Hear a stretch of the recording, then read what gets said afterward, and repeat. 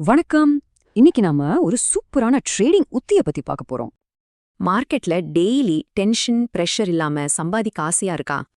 பாருங்க, ட்ரேடிங்னா ஒரே tension, long term இன்வெஸ்டிங்னா வருஷக்கணக்குல காத்திருக்கணும். அப்போ இது ரெண்டுக்கும் நடுவுல ஒரு நல்ல வழி இல்லையா? கண்டிப்பா இருக்கு. அதுக்கு பேரு தான் ஸ்விங் ட்ரேடிங்.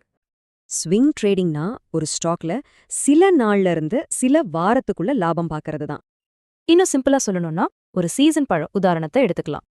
திங்கக்கிழமை மாம்பழம் சீப்பா கிடைக்கும்போது வாங்கி, வெள்ளிக்கிழமை ரேட் ஏறும்போது விக்கிறது மாதிரி தான். அதாவது ஒரு ஸ்டாக்கோட விலை ஒரு ஊஞ்சல் மாதிரி மேலேயும் கீழேயும் போயிட்டு வரும். சிம்பிள்.